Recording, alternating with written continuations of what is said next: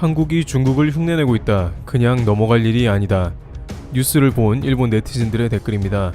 일본 열도는 현재 40도에 근접하는 더위로 인해 홍수가 끝났지만 무더위가 시작된 상황입니다. 한 인터넷 매체에서는 이 정도면 도쿄올림픽을 했어도 흥행하기 힘들 정도의 날씨라고 지적하면서도 한국에서 또 다른 뜨거운 뉴스를 몰고 왔다면서 한국 뉴스를 헤드라인에 올리고 있습니다. 각종 포털 역시 한국이 일본에 경고를 했다면서 관련 뉴스를 집중 보도하고 있는 모습이 나오고 있습니다. 교도통신 보도에 따르면 16일 오전 4시 20분께 메시마 서쪽 약 141km 해상에서 한국 해경 선박이 무선을 통해 영어로 한국 해역에서 조사하려면 동의, 허가가 필요하므로 조사 활동을 중단하세요 라고 요구했다는 것입니다. 메시마 서쪽 약 141km 지점은 제주 동남쪽 해상인데 일본의 헤이오가 측량 활동을 하는 것을 한국해양경찰청 선박이 조사활동 중단을 요구해왔다고 발표한 것입니다. 문제와 쟁점은 그 다음부터 시작되는데요. 해상보안청 측량선 헤이오는 일본의 배타적 경제수역 아니라고 주장하면서 조사활동을 계속했고 한국해경선박은 조사 중단 요구를 반복한 것입니다. 이와 관련 일본 측은 일본의 EEZ에서 정당한 활동이라며 외교 경로를 통해 한국 정부에 항의한 것으로 알려졌습니다. 교도통신은 한국해경은 16일 다른 함정으로 임무가 교대된 후에도 헤이오가 나란히 항의하면서 중단 요구를 계속하고 있다고 전했습니다. 배타적 경제수역 EEZ는 자국 연안에서 200캐리 약 370km까지 자원의 독점적 권리를 행사할 수 있는 UN 해양법상 수역으로 인접국 간 수역이 겹칠 경우 상호 협의로 정하게 되는 해역입니다. 이번에 한국 해경 선박과 일본 측 선박이 대치한 곳은 한국과 일본의 양쪽 연안에서 200캐리 범위에 있는 중첩 수역으로 알려졌습니다. 어떻게 보면 양국 간에 일어날 수도 있는 일로 그냥 별일 아닌 것으로 치부해 넘어갈 수 있지만 이것이 일본의 주요 언론들의 헤드라인을 장식한 이유는 한국이 이런 적은 처음이라는 것입니다. 한국은 지금까지 이러한 비슷한 차원의 이슈에서 단 한 번도 시비를 걸어온 적이 없다는 것이죠. 교도통신은 일본의 측량선이 중첩지역 중에서도 일본 쪽 해상에서 조사하고 있었다고 지적하면서 한국 측이 조사 중단을 요구한 것은 이번이 처음이라고 전했습니다. 그런데 이렇게 일본에서 반응이 뜨거운 것은 처음으로 한국이 실력 행사를 했다는 점입니다. 오히려 과거에 이런 사례를 보면 일본이 먼저 한국에 도발을 해온 경우가 많았기 때문에 한국이 좀 저항을 강하게 하더라도 일본이 그에 대한 원인을 제공한 것이 대부분이라 이슈가 안 됐습니다.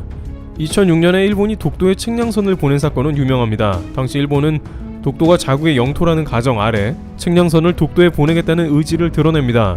당시 노무현 정부는 이에 격분하여 만약 독도에 일본 측량선이 온다면 발표하겠다고 으름장을 놓았는데 일본 정부는 측량선만 보낸 것이 아니고 일본의 자위대 함선까지 동시에 파견하여 한일 간의 일촉즉발의 위기가 치닫기도 했습니다. 그런데 이번엔 처음으로 한국이 가만히 자리는 일본에 역으로 도발을 해왔다는 것입니다. 이번 일에 대해서 한 네티즌의 글을 보자면 한국이 중국과 같이 도발을 했다고 하면서도 한국은 중국을 흉내내고 있다. 그러나 한국은 일본에 이러한 도발할 정도의 급이 아니다 라고 지적했습니다. 중국도 도발을 해서는 안 되지만 한국은 이렇게 도발할 정도의 파워도 없으면서 그랬다는 것이죠. 이렇게 한국의 힘을 과소평가해서인지 일본은 불과 작년에 한국의 초계함 근처에 위협병을 했으며 한국을 직접적으로 공격하려는 상황을 연출해서 여차하면 군사적 충돌이 일어날 뻔했습니다. 이렇게 일본도 한국을 계속 도발하고 있으면서도 이번에 처음으로 한국이 일본의 선을 넘었다면서 한국의 도발을 힘으로 눌러야 한다는 의견이 나오며 한국에 단호하게 대응해야 함을 주장하는 것입니다. 한편 최근에 있었던 초계기 사건은 이번 측량선 사건에서도 일본에서 언급이 되었습니다. 역시나 일본은 한국과 반대로 해석을 합니다. 당시 한국 군함에서 북한의 어선을 구하려고 레이더를 발사했는데 일본의 자위대 P-1 초계기가 자신들에게 화기를 발사하려는 레이더를 쏘았다며 초계함에 근접 비행을 한 것인데 한국 국방부는 화기 레이더를 조사한 적이 없다고 한 것입니다. 당시 한국 국방부는 일본이 요구하는 주파수를 기밀 관계상 끝내 공개하지는 않았습니다. 바로 이 점을 들어 한국이 자신의 잘못을 인정하지 않고 잡아떼려고 한다는 것입니다. 따라서 한국은 초계기 때처럼 이중 플레이를 하고 있다. 분명 일본의 바다인데 자신의 바다라고 우긴다며 절대 그대로 두면 안 된다는 의견이 나오는 것이죠. 한 네티즌은 이대로 뒀다가는 대마도 역시 한국이 자기들 땅이라고 우기는 사태가 나오며 또 다른 형태의 도발이 나올 것이다 라고 말했습니다. 또 다른 네티즌은 과연 화이트리스트에서 배제하기를 잘했다. 더 심한 제재를 해야 한다며 한국의 도발을 무겁게 여기고 단호한 대응으로 응수해야 한다는 글을 올리기도 했습니다. 이 뉴스는 한국에서는 크게 다뤄지지는 않았지만 일본에서는 매우 중요하게 보도되었는데요. 그것은 한국이 일본에는 어떠한 도발도 못하도록 싹을 잘라야 한다는 의견이 압도적으로 많기 때문이었습니다.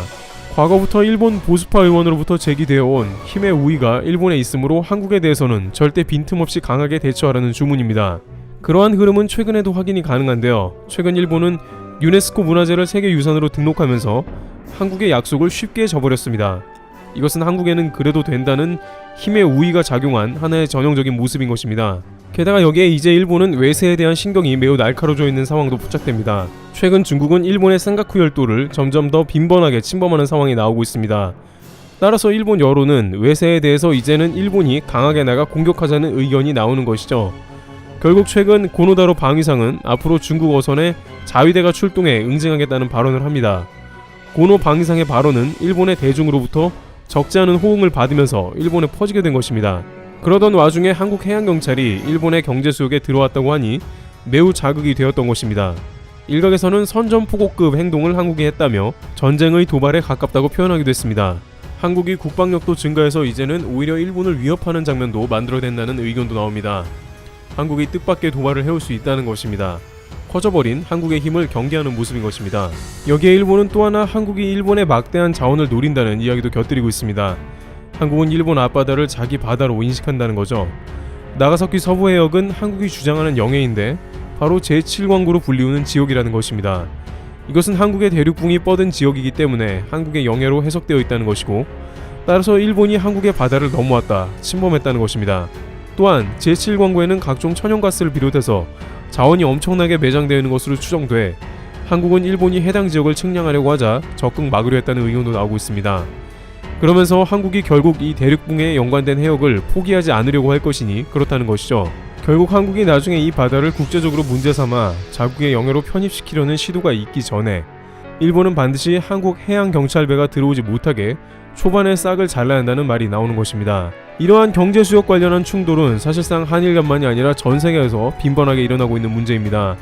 불과 지난주에는 터키와 그리스가 다퉜고 한일 간보다 훨씬 더 터프하게 대치하는 모습이 나옵니다. 그리스의 배타적 경제수역에서 터키 함선이 나오자 그리스 함선이 터키 함선의 후미를 받아버린 것이죠.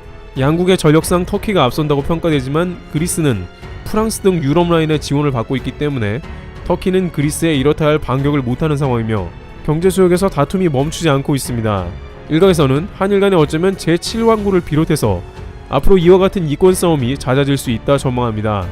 특히 과거보다 한국의 국방 투자도 늘어가고 있으며 일본과 외교관계가 상극으로 치닫고 있기 때문이죠. 다만 변화가 생긴 것은 이제 한국도 과거와는 달리 적극 일본의 배를 한국의 바다에서 사전에 차단하며 당하지만은 않는다는 모습을 보인다는 것입니다. 이에 일본도 어느 정도 당황하면서 헤드라인을 장식했고 한국의 달라진 모습을 보면서 나름의 대응책을 준비하며 또 다른 도발을 감행할 수도 있습니다. 결국 한일 간의 자칫 군사적 충돌과 같은 모습도 등장할 수 있다는 관측이 나오고 있습니다. 예전과는 달라진 한국의 대응과 점점 더 강화되는 한국의 국방정책 흐름이 일본을 긴장시키고 있습니다. 트리오티브 여기서 마치겠습니다. 감사합니다.